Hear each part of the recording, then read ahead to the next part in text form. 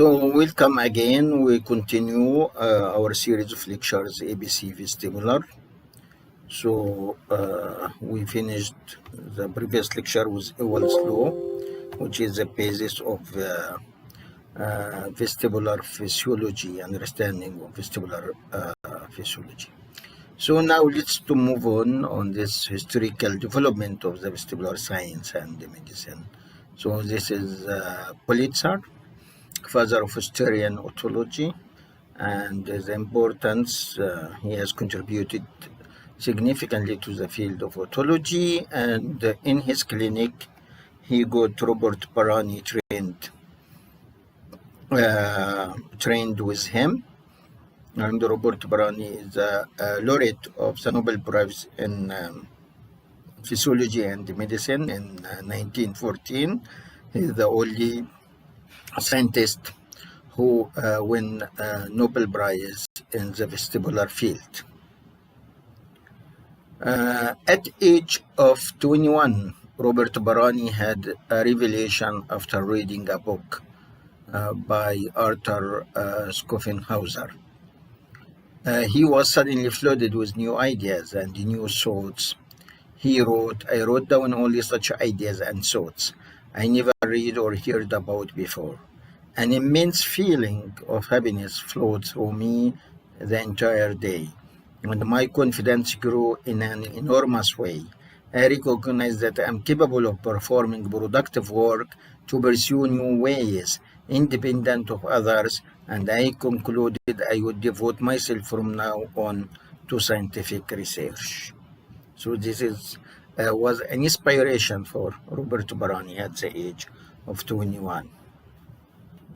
During the World War I, prisoners of the war camps overseen by the Russian army held hundreds of thousands of captured servicemen under the harshest of conditions. Interred in one of these camps in Central Asia was an Austrian physician.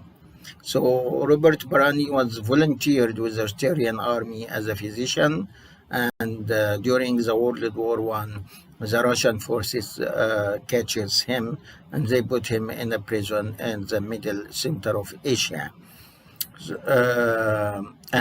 During his being a prisoner at Central Asia under the Russian forces, he won the Nobel Prize. So Robert Barani, it was during his time as a prisoner of war that he learned of his selection for the 1914 Nobel Prize in Physiology and Medicine. A celebrated prisoner. During the World War I, Barani served as a voluntary civilian surgeon in the Austrian army, and his care of intracranial gunshot wounds furthered his research into the cerebellum and vestibular system. His work, however, ceased in 1914 when the Russians captured Barani and his unit at Przemysl, and he was transported by cattle car along with other prisoners to the town of Merv in Central Asia. However, as his reputation was known to the camp medical commander, Barani's fate was considerably more fortunate than the other prisoners. Barani was promptly charged with directing the otolaryngology service for both the Austrian prisoners and their Russian captors. Indeed, Barani treated the local mayor and his family and became a regular dinner guest in their home. Barani received the 1914 Nobel Prize in Physiology and Medicine after being nominated on 7 prior occasions for his work in the physiology and the pathology of the vestibular apparatus of the ear. The telegram notifying him for his award didn't reach him until 1915, and it was only upon the personal intervention of Prince Karl of Sweden that Tsar Nicholas I arranged for Barani to be released from the prison camp in 1916. Barani's joy was short-lived, however. Following his release, he was accused of plagiarism and scientific omission by some of his Viennese colleagues. An investigation by the Karolinska Institute absolved him of the charges. and a number of famous Swedish otologists published a paper in his defense. A Vienna newspaper published a cartoon of Varani with his Nobel laurel captioned, "I have succeeded in curing all kinds of ear injuries, but the deafness of the Vienna faculty." However, stung by the accusation, Varani abandoned his academic plans at the University of Vienna and instead emigrated to Sweden to become the chief of otological services at the University of Uppsala. Barani enjoyed telling a story from his days of working with Sigmund Freud. The famous psychotherapist was known for his theory that dreams were manifestations of unconscious desire. On one occasion, Barani described a dream to Freud that didn't appear to reveal any latent desire. That's very simple, demurred Freud. You had the desire to contradict me. Discovery of the caloric. A patient whose ears I was syringing said to me, "Doctor, I only get giddy when the water is not warm enough. When I do my own ears at home and use warm enough water, I never get giddy." I then called the nurse and asked her to get me warmer water for the syringe. She maintained that it was already warm enough. I replied that if the patient found it too cold, could conform to his wish. The next time she brought me very hot water in the bowl. When I syringed the patient's ear, he shouted, "But doctor, this water is much too hot and now I am giddy again." I quickly observed his eyes and noticed that the nystagmus was an exactly opposite direction from the previous one when cold water had been used. It came to me then in a flash that obviously the temperature of the water was responsible for the nystagmus. I remembered the water heater and my astonishment as a child when I found the water just above the fire quite cold, but right at the top the bath oven was so hot it burned the fingers. The labyrinth, which is inner ear, now represented in my mind the water heater, a vessel filled with fluid. The temperature of this fluid is naturally 37 Celsius degrees. The body temperature. Ice squared cold water at one side of the vessel. What must happen? What must naturally occur is that the water lying against this wall is cooled down. In this way, it acquires a higher specific gravity than the surrounding water and sinks to the bottom of the vessel. On the other hand, water still at the body temperature takes its place. And this is the convection currents.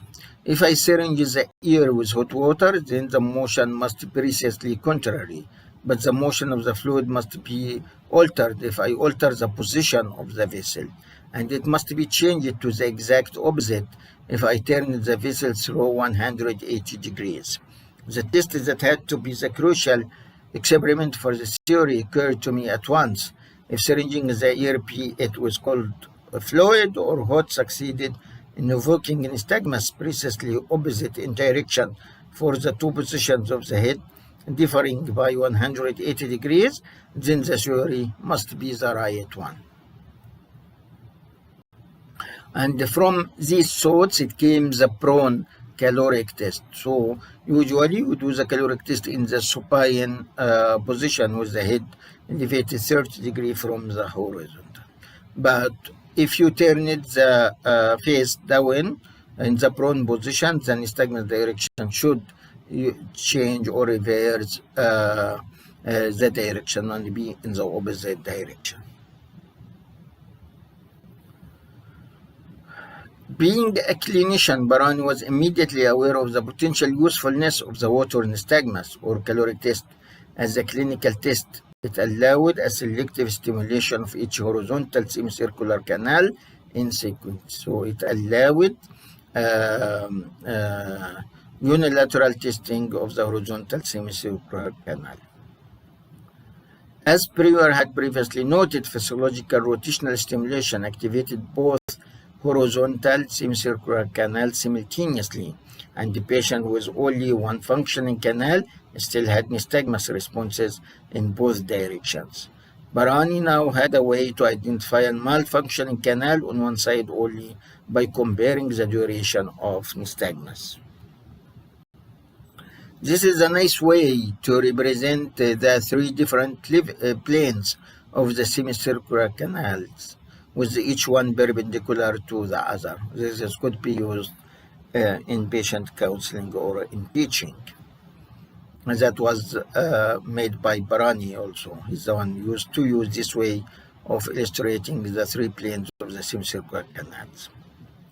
Barani rotational test. For his rotational test, Barani seated the patient on a swivel chair and manually rotated the patient 10 times in 20 seconds, and then suddenly stopped with the patient facing him. He measured the duration of post-rotatory nystagmus in each direction immediately after the chair was stopped. He found that normal subject had an average duration of post-rotatory nystagmus of approximately 22 seconds.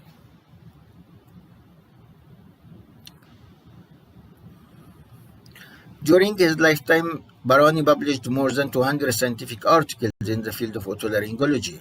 Most of his innovative work on the vestibular system was published prior to his move to Uppsala, Sweden, after the war.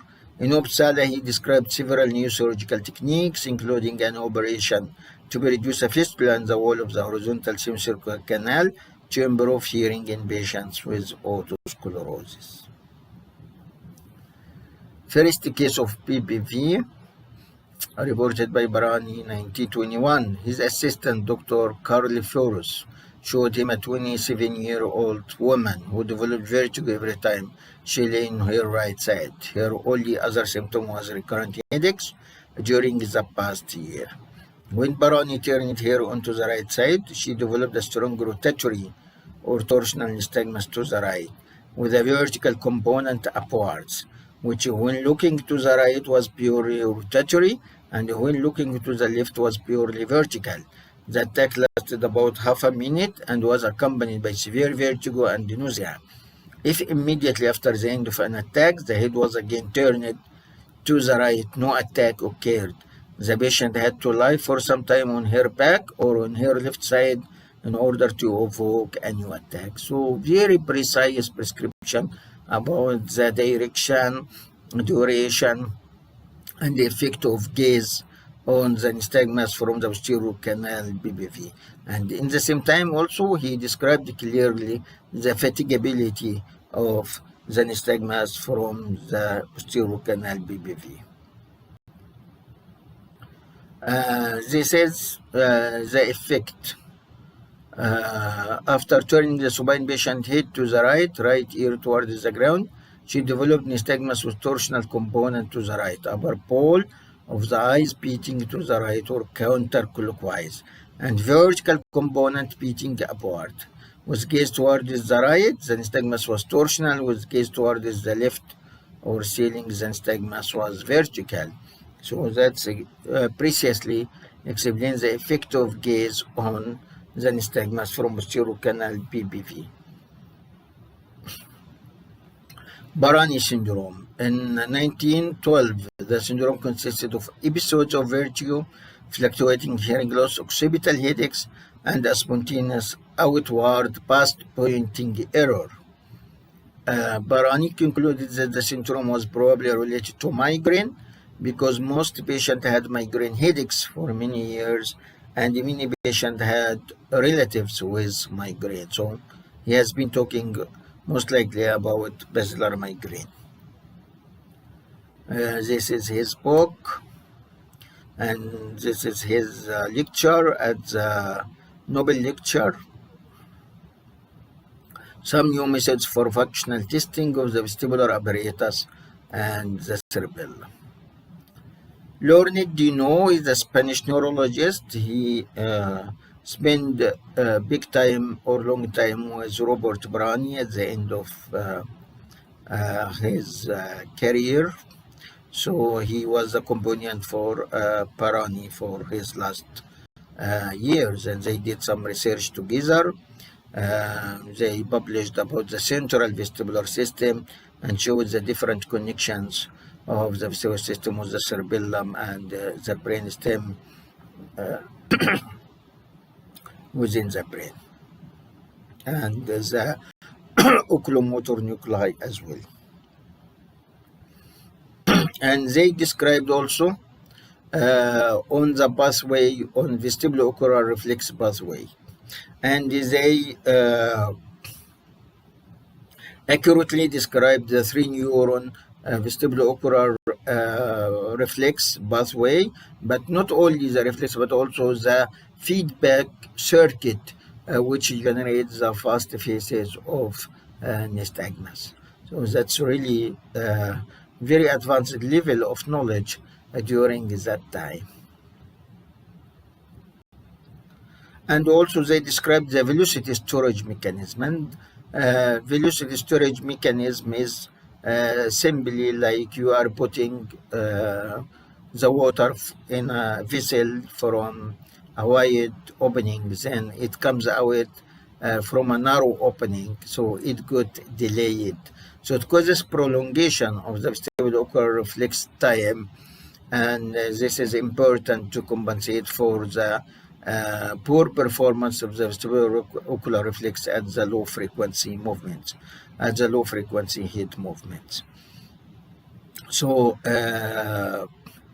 a step change in the angular velocity occurs at the time 0 in the vertical arrow. T1 represents the time constant of the copula endolymph system, measured from the average response of primary afferent neuron. But because of the velocity storage mechanism, it become prolonged. That copula endolymph time become more prolonged. Gustav Alexander, and we know him because of Alexander Law.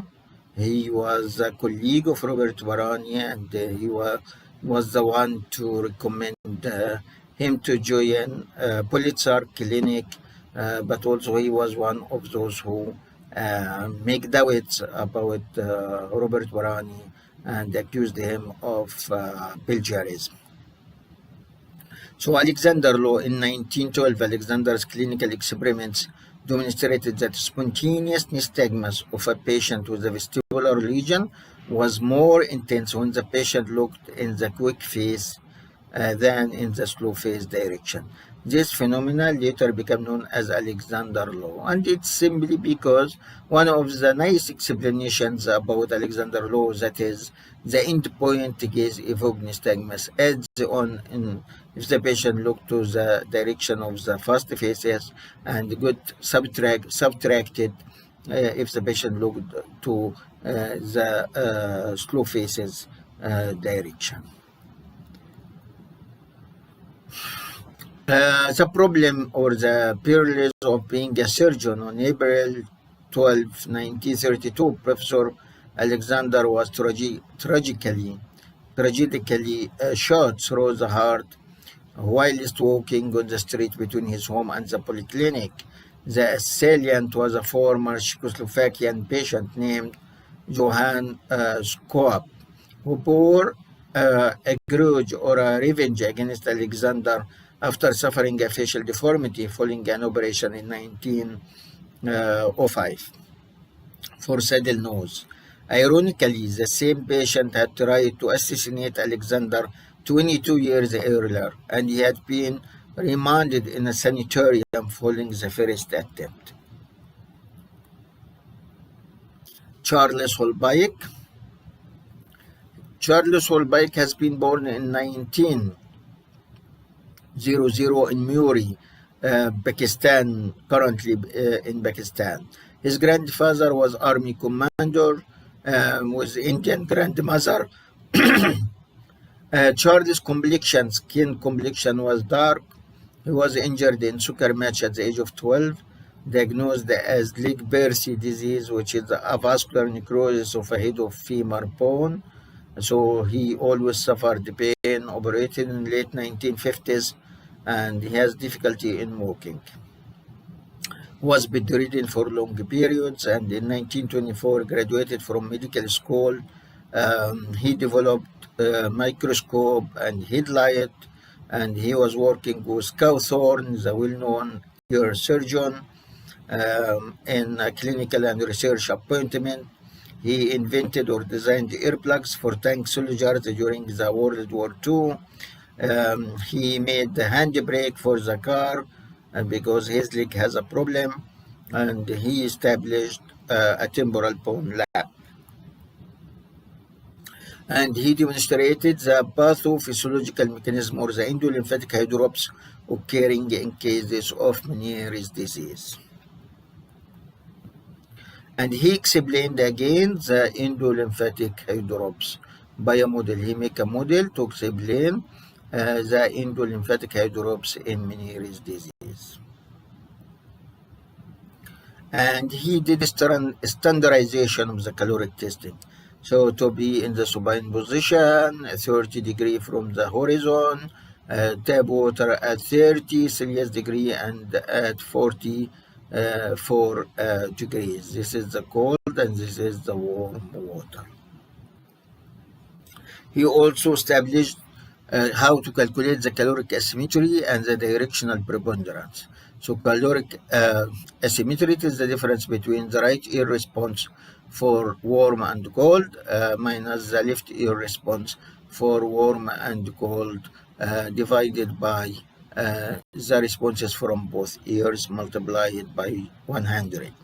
The directional preponderance is the difference between right beating nystagmus and left beating nystagmus responses divided by the response left beating and right beating nystagmus multiplied by 100.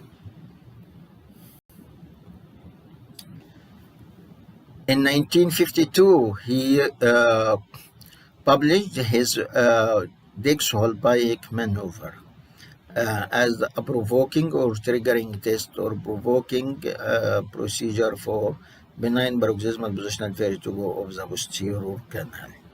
So, BPV. The patient is laid supine upon a couch with his head just over its end. The head is then lowered about 30 degrees below the level of the couch and turned some 30 degrees to 45 degrees to one side. In taking up this position, the patient is first seated upon the couch with the head turned to one side and the gaze fixed upon the examiner's forehead. The examiner then grasps the patient's head firmly between his hands and briskly pushes the patient back into the critical position. After a latent period of 5 or 6 seconds, the positional nystagmus begins. The onset of the nystagmus is nearly always preceded by an appearance of distress. The color may change, the patient may close their eyes, cry out in alarm, and make active effort to sit up again. At this point, it is necessary to reassure the patient and maintain the position of the head. The nystagmus is chiefly rotatory or torsional, the direction of the rotation being toward the undermost ear. He also invented or made a positioning device. He made a positioning device by Holbein himself. Margaret Dix. So it's Dix-Holbein. So Charles Holbein and his junior colleague, which is Margaret Dix, which has a very nice story. She was born in 1902 and passed away by 1991. In 1937, she was appointed house surgeon and seemed set for a distinguished future in the profession. She was an outstandingly beautiful woman with fine features and sparkling eyes, but tragically, she suffered severe facial disfigurement and pieces of glasses in her eyes in an air raid during the Blitz in 1940s. During the Second World War, in a bombing attack, she got some pieces of glasses in her eyes and some facial disfigurement. She was fortunate to be treated by great plastic surgeon and great ophthalmologist, yet fragments of glasses, however, lodged in her eyes and prevented her from continuing her surgical career. In 1945, she joined the MRC Audiological Research Unit at the National Hospital Queen Square, London, carrying out research on deafness in ex-servicemen. This led her into a career in neuro-otology, investigating diseases of the inner ear and its central nervous pathways, and pioneering what was initially a new branch of medicine at that time. Her courage and determination were shown by her achievements and distinctions. In her spare time, she was an accomplished painter and she enjoyed writing poetry. Her own wartime experience and those of her deaf mother made her especially sensitive to the needs of her patients, by whom she was universally admired and loved. Thank you.